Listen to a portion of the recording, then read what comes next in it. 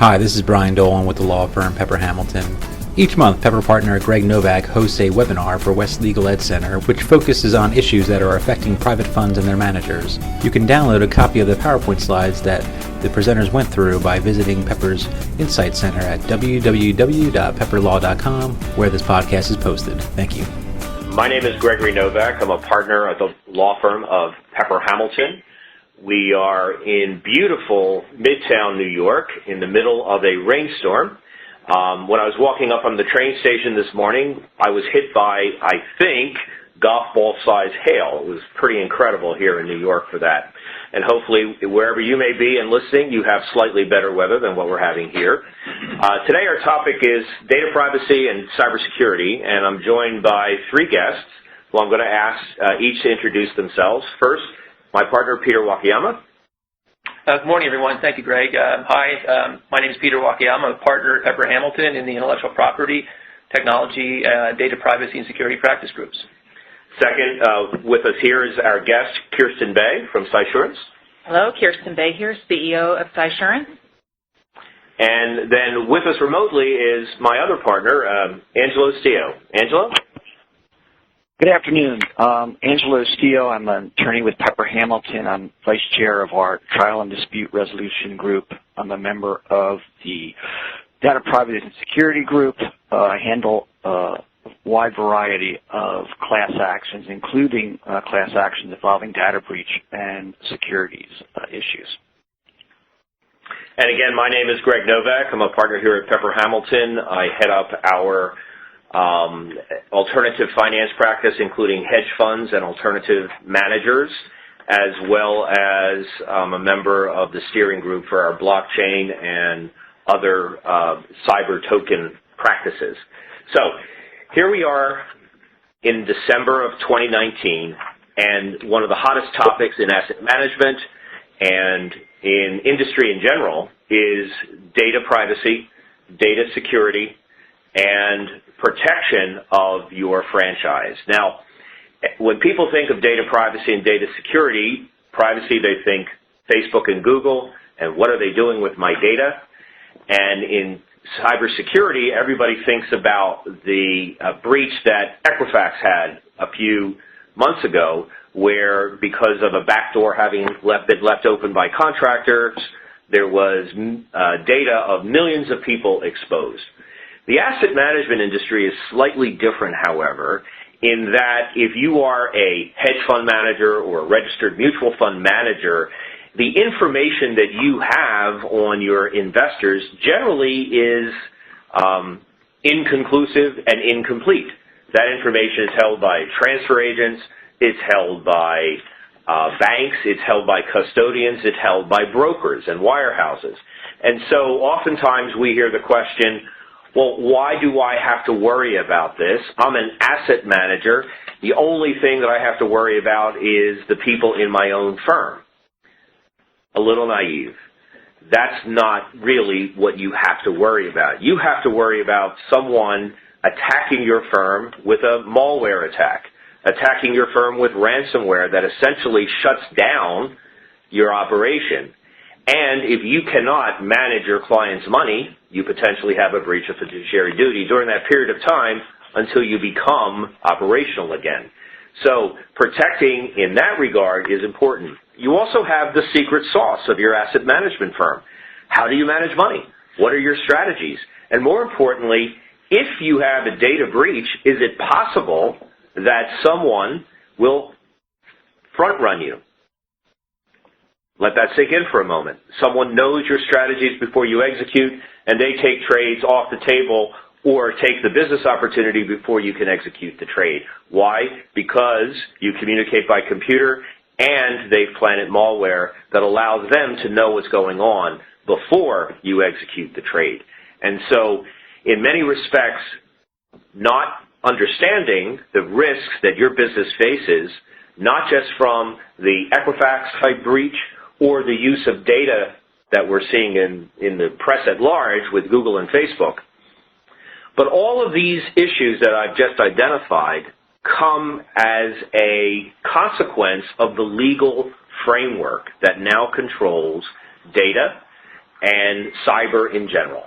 So I'm going to ask Peter to take us out of the barn, if you will, and talk in general, what are the rules that are applicable to an asset manager, to an administrator, to a firm in general over data privacy and data security? Let's start there. Sure, Greg. Thank you. Well, I think we can start very high level and just talk about the framework, the legal framework that exists in the United States, and not just the United States, but internationally as well. There are two approaches to data privacy and security. There's the U.S. approach, which is a sectoral approach. It's a patchwork quilt of federal and state laws covering different areas of industry, different data subjects, different data types, including information about investors, information that asset managers might be maintaining in their databases, information about individual investors. And then also internationally, there are laws that take more of an omnibus approach, like the GDPR, Global Data Protection Regulation. So you have to start high level and look at globally and then nationally, United States, and then other countries. And then other countries have their own specific data privacy and security laws. But let me go back to a more fundamental question. What's data? Yeah, that's a good question, Greg. I mean, what are you really talking about when you say you need to protect something? What is this something? And how do you characterize it? In our materials, we talk about, the data. What is data? And is it capable of being owned? I think that's an important topic for businesses to consider. What rights do they have in their data? Are they legal rights? Are they contractual rights? Or are they other rights? Does an investment manager have a legal claim to the data? Does it have a contractual claim? Does it have both? And importantly, does anyone really even own the data? So if your data is the subject of a ransomware attack and it's locked, are you the owner of the data? Is someone else the owner of the data? So let's go back. Questions to consider. Yeah, let's go back to something which is known, which is copyright, right? So you go into a law library and you pull the U.S. Supreme Court reporter off, and there's always a disclaimer that says no copyright claim is made to the data, right, to the actual case because that's owned by the U.S. government, right, et cetera. So, but what is the data that they're trying to copyright? The format, the headnotes, the footnotes? I mean, what exactly is the data there? You mentioned an important area, which is copyrights, and that term is often used in conjunction with data and a individual or company's assertion to some types of rights in the data. The copyright is a form of an intellectual property right. There are four forms of intellectual property rights: patent rights or invention rights, trade secret rights, trademark rights, and copyrights. Data doesn't fit neatly into any one of those categories. Right, because a patent works on data or uses it to create more data, right? Right. Copyright essentially is the format of the data. Yeah, the creative reform, the format, the compilation of the data, right, which is a creative concept. But data in and of itself is not creative, a factual piece of information. The fact that Greg is wearing a holiday tie, Christmas tie with candy canes on it today, is a fact. It's a fact. And it's data. It's data. So the legal framework that exists in the United States and in many other countries does not treat data as a form of intellectual property. So then that begs the question of, well, what's left? Where else might it fall? So what's the big brouhaha right now in Washington where we see Mark Zuckerberg and others being called on the carpet by Congress about what's happening with our data? I mean, is that just grandstanding? Are they missing a key legal point that Facebook doesn't own the data? I think that what's happening with Google and Facebook and in Congress, the discussion that's occurring around data is the issue is one of use rights, privacy, the right to control the information and restrict use of the information, not whether a party has a legitimate legal claim to title to the information. So you might have a claim to you might believe that you have a private privacy right in the fact that you're wearing a candy cane tie today, but you put that out there for public to see. We can all see it in this room. So do you have a basis for prohibiting the use of that information? That's a privacy notion, and that's different from an ownership concept. So they're different both from a business standpoint and legally, under the legal framework that exists here in the United States. I'm looking at slide 10 of our materials, and it's a great question. Parties routinely enter into agreements concerning data ownership. Doesn't that demonstrate ownership of the data? Yeah, not necessarily.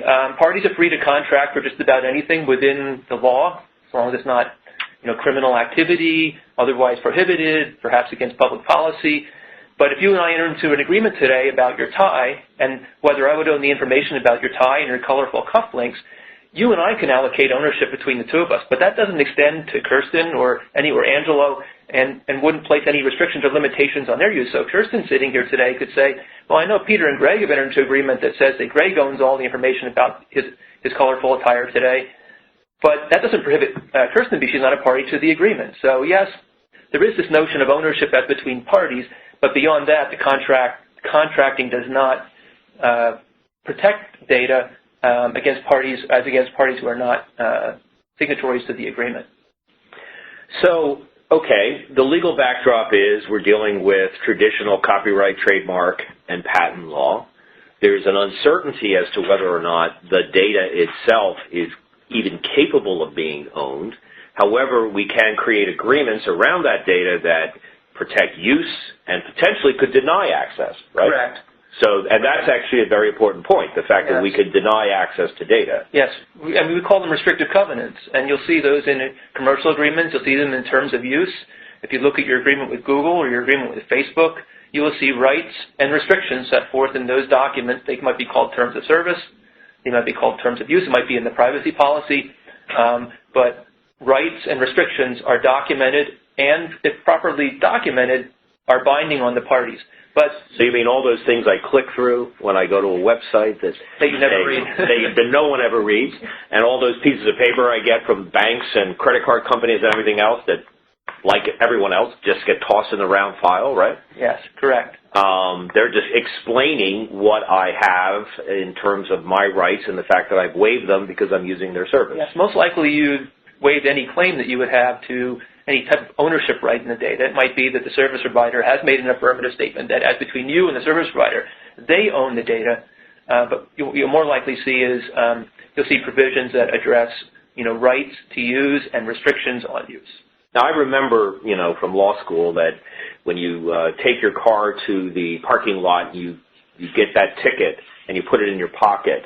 That's a bailment, and on the back of that ticket says we take no responsibility for your vehicle, and in most states, no matter how big the letters are, no matter how bold it's written on the ticket, it's not enforceable. The bailment does take with it a fiduciary responsibility to take care of your property. Is this a bailment? I mean, when we go to Google or we go to Facebook and we have our personal data there, can we say that they're a bailer, that they have to take care of our property? That's a very interesting question. I have not looked at the law specifically on bailment, and whether it would a common law bailment, whether it would apply to one entrusting of another party to keep their data safe. But isn't that sort of what GDPR, or I got the wrong word. GDPR. Isn't that effectively what they're saying, that, when you take data, you assume a degree of responsibility? Yeah, it is a codified form of bailment. I think you could characterize it in that way. Other laws, state and federal laws here in the United States are similar in that regard. Graham-Leach-Bliley, for example, HIPAA, Health Insurance Portability and Accountability Act law. So that is an interesting way of, sort of characterizing those statutes as, what would have been a bailment for personal property now being applied through legislative action being applied to one's data. But I think one fundamental difference is that for a bailment, you have to have property. Your car is your personal property. That's tangible.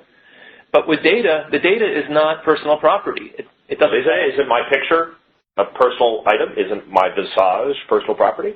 Well, no. The picture itself would be. So if you printed a picture, if I took on my iPhone today a picture of you, if you printed that picture is a tangible piece of paper on which your image appears, but your image itself is covered by copyright. That's not a personal form of tangible property or personal property. That would fall into intellectual property. As we discussed a few minutes ago, there are no laws that I'm aware of that specifically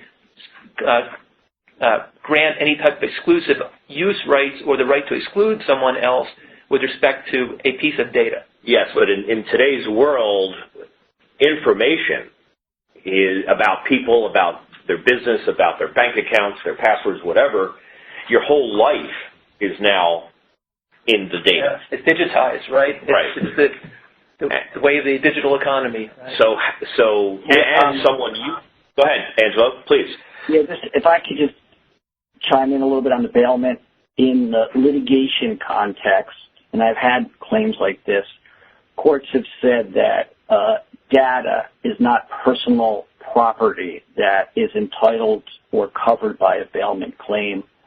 And the rationale is that although a cloud provider or an entity may be storing your data, there's no expectation that they are going to give it back to you.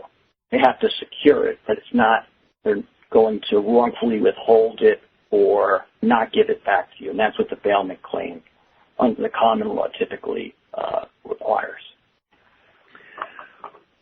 Well, I think everyone in this room and probably on the phone or on the webinar just learned something very important, that the courts do not view that someone who has your data, that they have a reasonable duty to return it.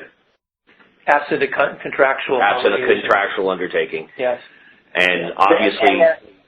And people on the phone, I mean, there's the target data breach. And if you look at the court's opinion there, they dealt with the bailment claim and they dismissed it.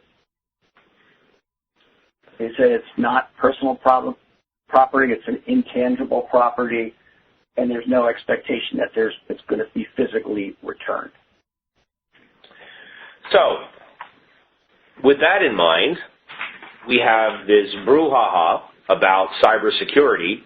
Why? Because we're trying to protect data where we're saying there are no property interests, effectively, although there are property interests in the use of that data and how it may be used against us or for us by someone who's a malefactor or people that we've given permission to. But it goes deeper than that, right, Peter? What is personal identifiable information?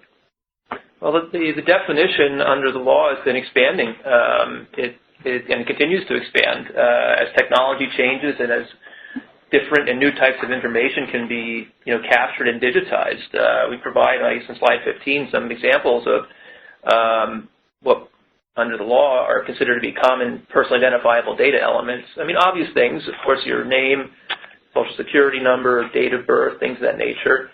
But, for example, biometric information can also qualify as personally identifiable information. You mean can also? It's not already? I think you have to look to the law that defines personal information or personally identifiable information and how that term is being used. So when I use my fingerprint to wake up my iPad, that fingerprint is or is not? If we look at the laws, for example, Illinois has a biometrics law. Fingerprint would be considered biometric information, but think about other examples, for example, handwriting samples, voice prints. I mean, there's other biometric information that may not potentially be personally identifiable. I'm not saying that it wouldn't be, but I think this is an area that is evolving and that we'll have to pay attention to see how biometric information is characterized and treated under the law. Other examples could be email addresses. We list out others, demographic information, street addresses, of course. So this is an expanding concept of what constitutes personally identifiable information. And Greg, this is Angelo, from a high level, and Peter's right, it's defined by the different statutes out there, and there's different concepts of what is personally identifiable information, but from a high level, it's a unique identifier that is specific to the individual. And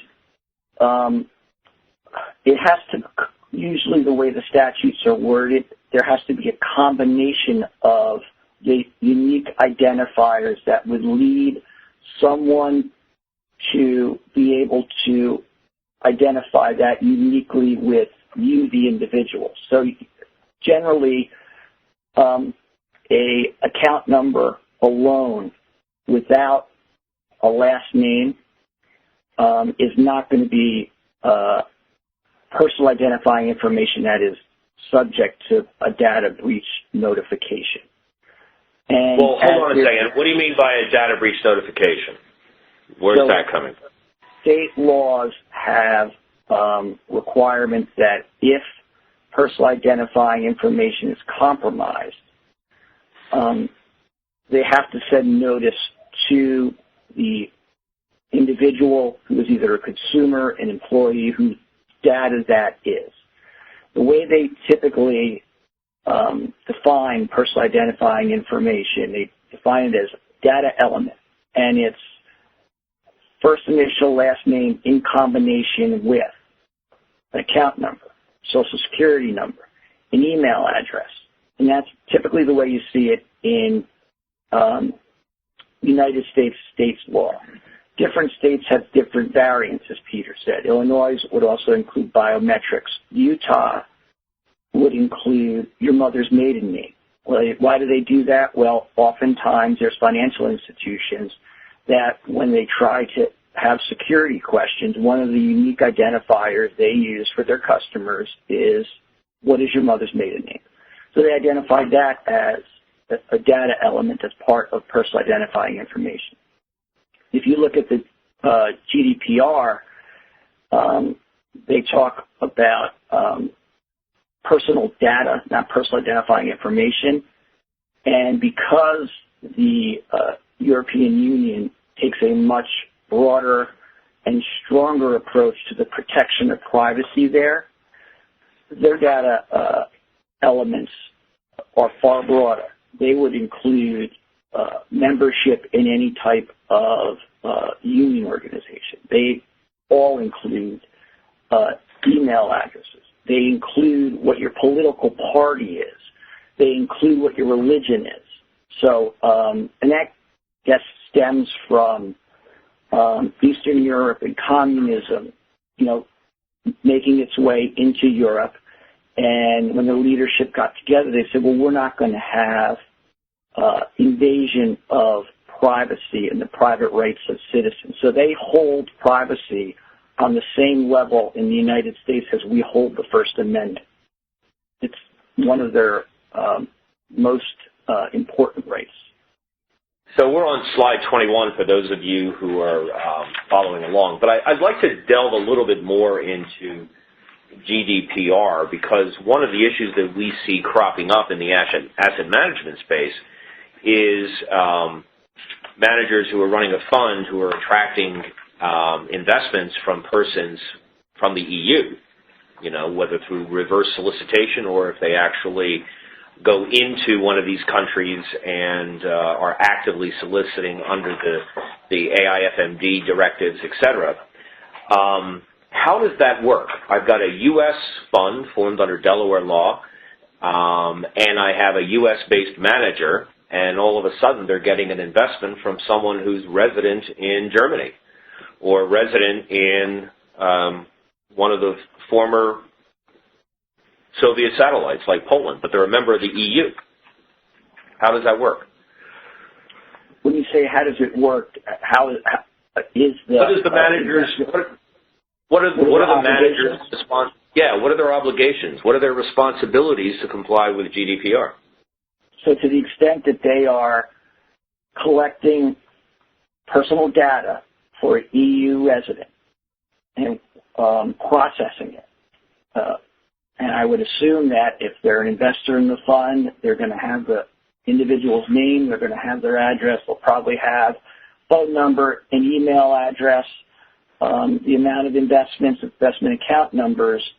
They would be technically subject to the GDPR and have to... Well, remember the fund, in order to comply with any money laundering rules, is going to have a lot more information than that, right? They're going to have copies of utility bills. They're going to have copies of, bank statements proving that that person is a resident of that country and that this is not something that's, being done in accordance with funding of terrorism, right? So comply with the AML rules, and you are now holding very significant data and information about your investor, all of which, it sounds, triggers GDPR. It does. It absolutely does, Greg. And what it's going to trigger are a higher level of rights than a U.S. company who's not doing business right now in California, but a U.S. company would otherwise be obligated to comply with. And its rights not only on how the data should be treated, how you have to give notification in a shorter time frame, but also rights to the individual to go and request deletion of information, to opt out of certain types of use of that information, the right to know how that information is maintained. There's a number of rights and a number of policies and procedures that you're now going to have to implement to address those rights. There's also rights regarding the privacy policy and the use of any type of tracking or cookies on your website. So even if you don't bring in the customer or the investor into the fund, but you're using your website to attract potential investors, and if potential investors are using their IP address or their email address to go onto your website, and you're using that information to now send targeted advertising through social media to that individual in the EU, and you do not have a privacy policy and grant that person opt-out rights or opt-in, actually, that we're going to do this and give them notice, you would be subject to the GDPR, and it would likely constitute a violation. Well, let's explore that a little bit more. One of the tried and true methods for fund managers to raise their next fund is they go to investors in their current fund and say, would you be interested in investing in my next fund? Are you telling me that unless the investors in that first fund have opted in under GDPR, if I go to them and say, hey, by the way, we got another fund being formed, are you interested in investing, that's a potential GDPR violation? It depends on what you told the European Union resident at the time you collected their data. All right, so all those hedge fund managers and counselors here and private equity fund managers and counselors, make sure that your subscription agreement says we reserve the right to promote another fund to you. Pete. Yeah, I'd also like to add that there are contracting considerations. The investment management firm needs to consider how it's sharing that information with its service providers. The GDPR requires that processors of data and their sub-processors also be bound by certain restrictions as set forth in GDPR. So contractual clauses need to be included by the controller, in this case the investment manager or other entity, and the processors and sub-processors with which it's doing business. So based on this slide, if there's a violation of GDPR, even if there's no damage, the potential fine is 4% of global revenue or 20 million euros, whichever is greater? Up to. Up to, yeah. I said up to 4% of global revenue or 20 million euros, which is not an insignificant amount of money. It's like $25 million. And then what is a mandatory data protection officer? Is that someone who has to be an employee, or could that be outsourced? Or has not the rule been developed at this point? It can be outsourced, but it has to be someone who is going to be responsible for the security of personal data, and they are going to have authority to accept any type of inquiries from the regulators in the European Union, and to the extent that they do not perform their job or they perform it in a reckless and willful and wanton manner, they could be personally liable. So going back to your example, I run a fund in the U.S., somebody uses a search engine, finds my fund, which is properly listed, under a Jobs Act type offering, and they fill out a subscription form and they say they want to invest €1 million into my fund. I am now subject to GDPR just with respect to that one individual, or with all of my data, despite the fact that I only have one EU resident? It would just be the EU resident or EU residents whose personal data you possess. Okay. Now, we know that Boris Johnson just won a resounding victory in the House of Commons elections in the UK, that Brexit is more likely to happen than ever, and the possibility of a hard Brexit, meaning no deal, they just leave, is real. What happens, what's the UK rule on this, and what happens if, in fact, they do just leave the EU? It's going to depend on what the data protection agency in the UK does. They can continue to just adopt the European Union or the GDPR regulations as their own. And I think that what I'm hearing, that is what's going to happen. All right, so while we're on the international kick, let's talk about America's largest trading partner, Canada. What are the rules in Canada?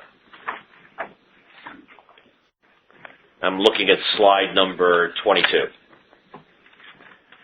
Yeah, Canada, Greg, just high level, is generally more restrictive than the United States. In the United States, we have an opt-out regime.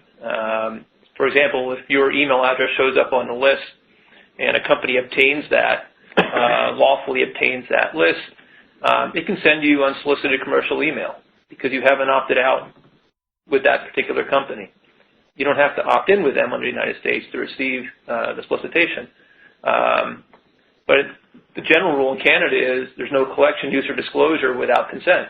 So under those facts in Canada, a company could not obtain a list with your email address on it and simply solicit you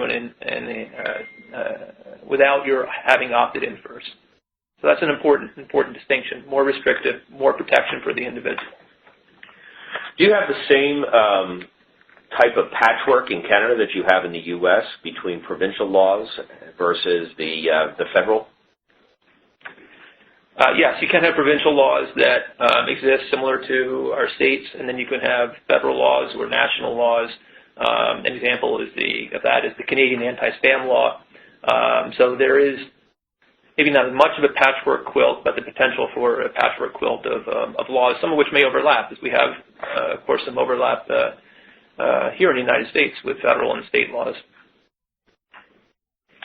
Okay, so let's turn back a few pages and focus on some of the state rules that we've been working through, as well as the federal statutory protections. So if you go back to slide 16, we talk about unfair or deceptive trade practices under the FTC.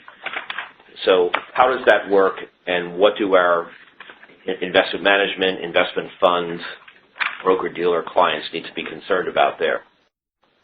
Well, one good example would be failure to comply with the privacy policy. If a RIA, broker-dealer, has a privacy policy, which they should, for the reasons we've been discussing so far today, they have to comply with their privacy policies. We often see companies that are not adhering to the promises they make in their privacy policies, promises against certain types of use, promises against certain types of disclosures. A violation of a privacy policy in the eyes of the FTC is an unfair or deceptive trade practice. To say one thing and do another, that is deceptive. So the FTC has broad authority to bring actions against companies that are engaging in that type of behavior. Also, implementing security reasonable security measures. That's important in the eyes of the FTC. If a company is not meeting industry standards or reasonable standards, which maybe could be slightly lower than industry standards, that could also be characterized as an unfair or deceptive trade practice and result in an FTC enforcement action. So what's CAN-SPAM? Well, CAN-SPAM is a federal law. It's been in existence now for probably over 10 years, maybe close to 15 years. So it's been around for quite some time, and we all receive spam, but not all spam is unlawful. In the United States, spam is only unlawful if you've received a message and the message does not comply with the CAN-SPAM Act requirements as to content, and also, importantly, if the message does not provide you with a conspicuous means of opting out, it would not comply with CAN-SPAM. But once you opt out, the sender then has an obligation to remove you from future unsolicited commercial email messages. So that's the essence of CAN-SPAM. Has it worked? I think we're all shaking. Some people are shaking their heads no here. So spam is on the rise. Spam is, of course, phishing attacks and other emails that are nefarious in nature. There's a constant, ongoing assault, not just legitimate commercial messages, but also messages that are intended to deceive and potentially, result in a breach, whether it be a ransomware attack, phishing, or some other type of spoofing, or some other type of attack. But that email requires you to actually click on it, right? Or is its mere appearance on your computer enough to have the software bots find its way into your system?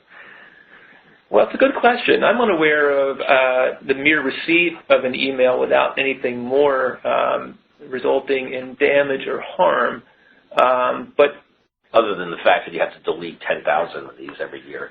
But once the message is on your server, though, this is a question, more of a technical question, and maybe something that Kirsten will touch on or want to touch on now, as to whether just the mere receipt of a dangerous, I call it dangerous content, without anything further, can lead to damage or harm. Yeah, have you seen that, Kirsten, in any of the claims that are brought with respect to the cyber insurance? Only from a preventative standpoint. So when there are instances where there are certain forms of malware that have reconnaissance attached to them, so they may be able to get into your system even if they weren't clicked on or someone else clicked on, you can trigger a policy from a preventative standpoint if it's identified that particular type of malware is sitting on a system. So it's obviously very dependent upon how broad the insurance program is to which a person is subscribed. But now there are new provisions put in place that allow for people to shut down networks if they see that there's a large number of these coming in and they feel that there's like a persistent attack on their industry, as an example. They can shut down their system, trigger breach remediation to support cleaning up the system. So I think there are areas where this might be able to support a particular entity even if there isn't a persistent active breach in place. So let's talk about state statutory protections that you have in addition to the federal rules. We've got 50 different states and Puerto Rico, all of which have data breach notification. But is notification enough? Shouldn't there be some undertaking, Angelo? I ask you to chime in here. Some undertaking by the companies that they will, in fact, protect data and take steps to make sure that the data isn't breached? Yeah, so the notification is more on the privacy side of state legislation. The security and how they treat data is on the security side, and states have both. States enforce both through their attorney generals, and most of the state laws that you'll see will be general, but it will require administrative, technical, and physical types of security measures in place to prevent unauthorized access or misuse of data. So what does it mean by that? Administrative would be policies, procedures, training on how to keep data secure. Physical security would be locks, types of password protected encryption, and then technical would be the type of antivirus software, patching systems, risk assessments that you perform internally on your systems to make sure that you're identifying risks and you're taking adequate precautions to reduce the risk of a breach. So in terms of what the states require, if I am sitting in New York and I have an investor in Colorado, whose law controls? Colorado. Colorado? It's the law of the law of the individual whose data you are possessing, with the exception of if you are doing business in New York and there's a data breach that involves a number of individuals, the Attorney General could come in for the state of New York and on the security side take appropriate action. And what if I have a data breach? Again, I'm sitting in New York and my data is breached in multiple states, not just Colorado, but I have residents from, 49 other states. Do I have to then deal with 49 attorneys general and 49 enforcement actions? Potentially you could. Generally the attorney generals would join together in an enforcement action, bring it as one. Are they bringing that in state court or federal court? Generally in state court. The FTC also could just take jurisdiction, bring an administrative action, and that would be an administrative law then appealable in federal court. But that's with respect to data breach for retail customers. What about commercial customers? What about a business that happens to also be an investor? Do they have the same protections? So they're not an individual, a business, and their information is not personally identifiable.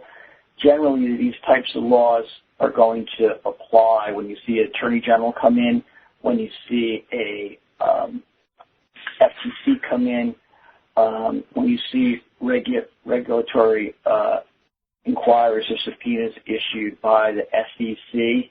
It's an individual, not a business, with respect to the loss or compromise of personal identifying information. So the nature of the losses that we're seeing here, and I'm looking at in particular slide 28, are the costs associated with data breach, litigation, dealing with a theft of a laptop, brand damage, fines and penalties. Now, are these fines and penalties just inuring to the benefit of the state, or does the state use them in some form of remediation fund in order to compensate people for their loss? The fines and penalties here are FTC related. They're federal. They are typically a fine. There could be a portion of it attributable to restitution, but the FTC, as you could see, their fines have continued to increase based on the severity of the breach, the number of individuals who are compromised. I understand that, they want to have a restitutionary fund, and they can have a restitutionary fund, but most of the data breaches, you're not going to be able to tie a loss of personal identifying information to individuals on a large-scale basis. That's why a number of cases have been dismissed for lack of standing, because although there's the breach, although there's the risk of misuse of the data, unless there's identity theft and a loss, it's often difficult to establish the element of damages to sustain a claim. Now, there's one exception to that, right? There, in the Target case, you have all the individuals whose information is compromised, and they are now concerned, and they have to call their banks to issue new credit cards. And the banks have to now set up call centers to handle all the calls of individuals who are subject to a data breach, who are calling to say they need new credit cards issued. And the Target, this is one example, the banks were able to join together in an action and pursue a claim for those damages associated with having to deal with their own clients with respect to issuance of new cards and handling the call-in customer service center.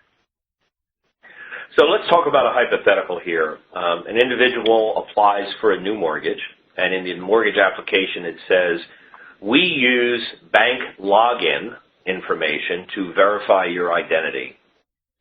And they're asking you to give them the name of your bank, your account number, and your password. And they assure you that they have privacy and data protection and that this is the best thing since sliced bread, because as soon as they go into your bank account, they literally scrape all of your personal data from the bank account and they populate your application, it's verified, and you'll get a credit decision within 20 minutes. Someone asked me this question, and my response was, excuse my profanity, NFW.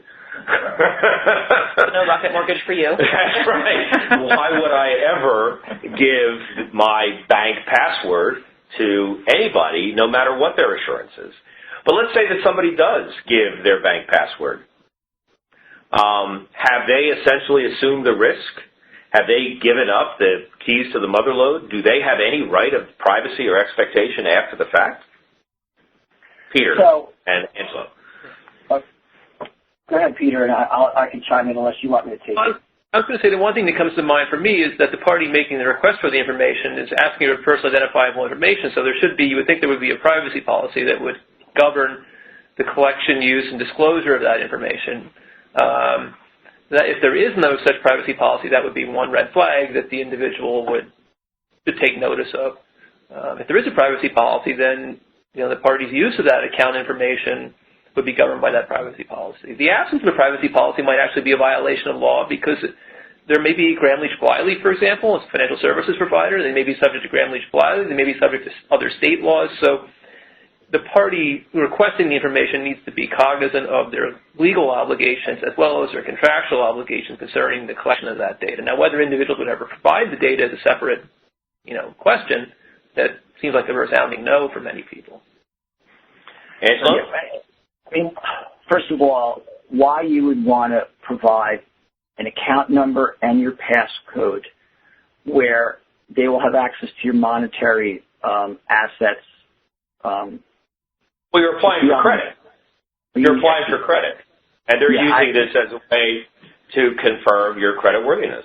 It's the equivalent of providing almost the equivalent of providing your bank statements, right? Which a lender may That's exactly right. No, it's not the equivalent of providing bank statements. It's not the equivalent of providing your Social Security number or some personal identifying information. You are giving them the keys to the vault so that they can compromise your assets.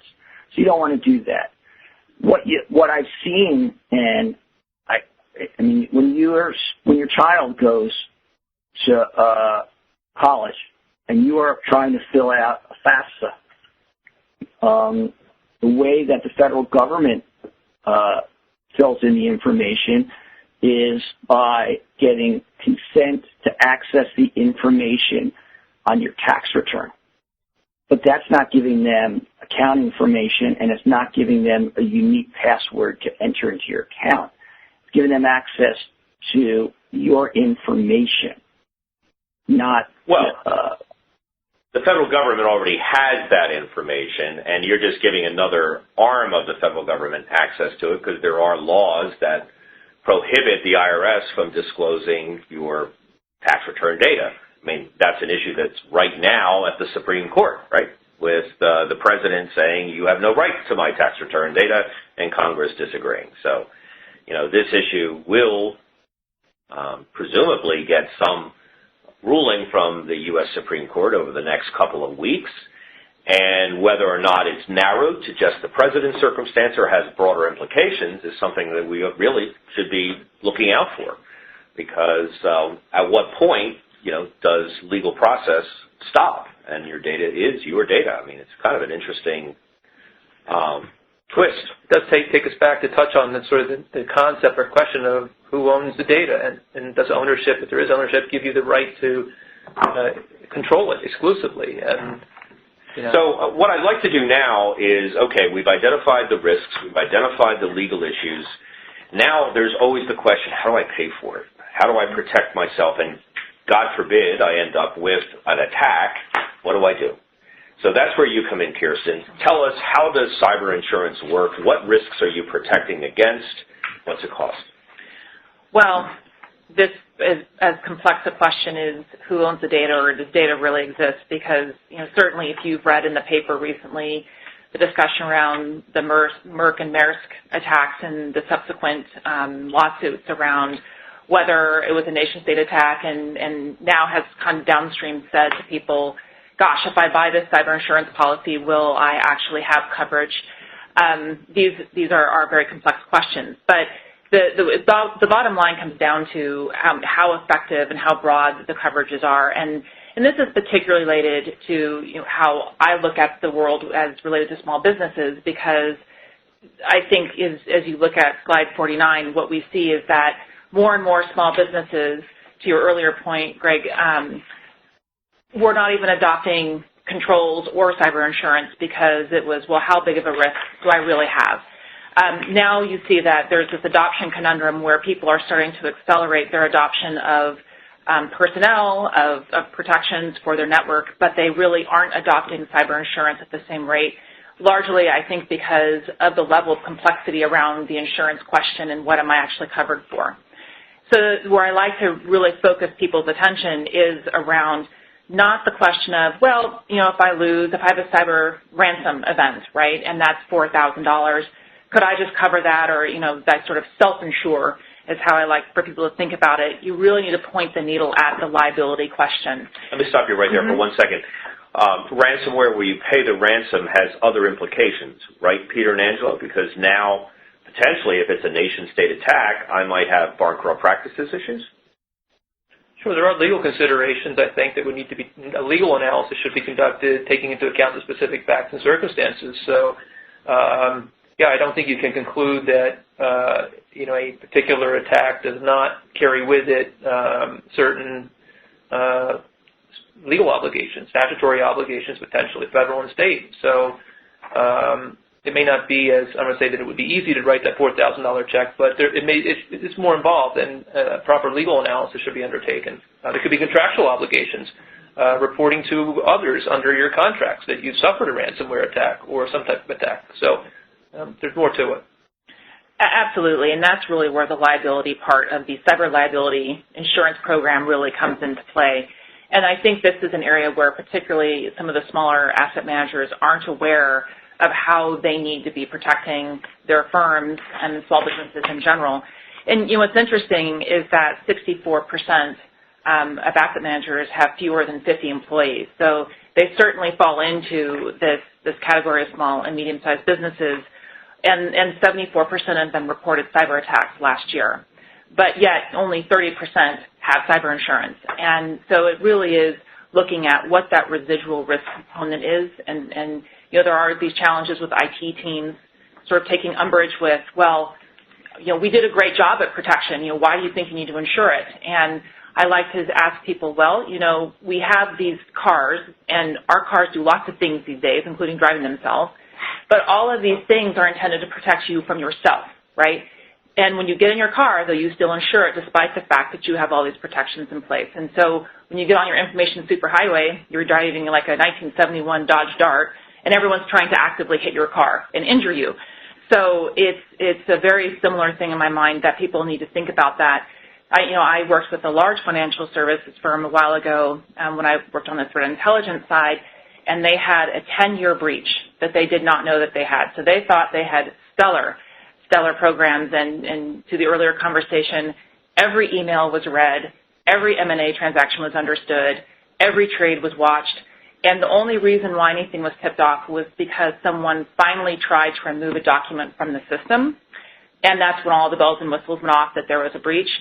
But the worst part of the story is that it was the outside general counsel who actually was the victim of the malware attack and sent an email to the CEO of this firm, and that was where the entry point came in. So social engineering, super important element of this, both from an advisory perspective as well as an internal organization perspective. So what do you mean by social engineering? What do the CEOs, what do outside counsel need to worry about? Well, in this instance, it was someone, and it was like, this is the thing that people need to understand, is that there's actually a chain. A lot of people say, well, I have nothing anybody wants, right? That's what you said earlier. I'm just asset manager.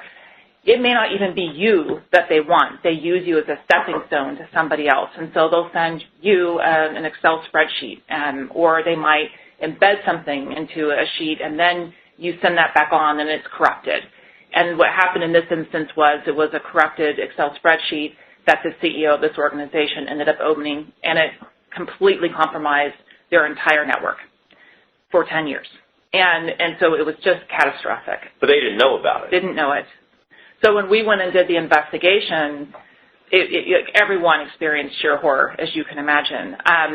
But the other thing that's important to think about is also around the media protections, and this is something that's very new, as well as some of the biometric information that's being covered now in these policies. So there was a company that had a partnership in France. There's a French company who felt that there was a likelihood of confusion with the marks, their trademarks, sued this company for infringement, and their cyber liability insurance policy actually kicked in to support them in litigation and any of the fines that were associated. So they're becoming more and more broad in their protections, and something that people need to think about, especially for organizations who are dealing with international companies, also making sure that their policies are covering their international footprint as well as their domestic footprint, which is something that many policies are now doing. They're extending, as long as you're a U.S. entity, extends out to universal coverage. So there are a lot of different ways to think about it, but it's protection, detection, remediation, and that remediation side really needs to include managing residual risk, which every entity has. So it's just important to really keep that focus. So what about the cost? So the costs actually can be quite low for small organizations, and certainly relative to, like in our grouping, if you had $5 million in annual revenue, let's say, with $1 million policy, you're talking less than $6,000 a year, inclusive of cybercrime coverage, and I would advise everyone to have that, which is the social engineering piece, because that's funds wire fraud. Like I send Greg an email and say, send $100,000, and they don't have dual authentication, so they go ahead and do that. Those types of things would be covered in addition to malware attacks, and those things are often endorsements, meaning they're sold separately from your traditional insurance policies, and these are the things that people need to be very aware of, because those are where exclusions can start to kick in, where you read in the paper that people weren't being covered, but in fact they just didn't have the right coverage. So let's say, the big case that is all over the press right now, the city of New Orleans gets a ransomware attack, shuts down every computer in the city. How do you deal with that? How would insurance address that? Well, so there are two really important factors around these types of attacks, and one of them is identifying what kind of attack it is, meaning there are the types of attacks where perhaps, although only 50% of ransomware attacks, actually those people get their data back regardless, but one type of attack means the machine is fundamentally destroyed. So no matter, you could give all the money in the world, your data is not coming back to you. The other is that your data may come back. And so having breach coaches and remediation firms that are part of your policy is key, because first thing is to assess what type of attack it is, to then make the determination of how you begin to remediate. And if it's the latter, where you're just destroyed, then you cut ties, do not talk to the bad guy, and start the determination, are there backups, and and the notification process, legal, PR, all the things that then need to start kicking in. These events happened to several medical firms recently in California, and they actually just shut down, and it was over a $6,000 ransom. And so they're out of business. So these are the things that can be absolutely catastrophic to organizations, and really what you're looking at is that the claim itself, the ransomware, could be de minimis, but what we're seeing is that the forensic remediation and legal aspects of supporting that are 6 to 10 times the cost of the actual claim, and that's really what's taking companies down. Any questions from our panelists? just want to add to Kirsten's comments. In my practice, I work on many transactions, and I'm starting to see an increasing number of transactions that are not technology in nature where cyber insurance is a requirement of the contract. So for many years, your typical consulting agreement would have general commercial liability, errors and omissions, employee liability coverage requirements that contracting parties would require of each other. Now, cybersecurity insurance is showing up as a line item for agreements that have very little to do with technology, but where technology is being used by both businesses and they know that there's a risk. So, specific term or perpetual, like a occurrence type policy? What I've seen is requirements for a policy to stay in effect during the term of the relationship and then for some tail period of time, 2 years, 3 years. That's becoming more and more, yes, for things that you would not have agreements where you would not have seen that 2 or 3 years ago. Angelo, any comments? No, I mean, I would strongly recommend that if you are going to be handling personal data, personal identifying information, that you consult with your brokers on insurance. I think it's essential. I think that oftentimes when you see these ransomware attacks and you don't have proper coverage in this situation is I'm never going to get my data back and I don't have a backup plan, or I pay a small sum. The majority of businesses are paying that sum. If you have insurance, typically the insurer will not only have the monetary component of coverage, but they have a panel of legal experts, of technical experts, and they put on programs to help reduce the risk. I just think it's a critical component to any risk management plan. And Kirsten. Yes, absolutely. Full agreement. And the last thing really is around, for many companies, to your point, they also are expecting to have retainers in place for remediation efforts. Oftentimes, the insurance policies can go into effect in lieu of some of those $15,000 or $20,000 required retainers that people are, partner companies are expecting you to have in place. So that's another consideration as well.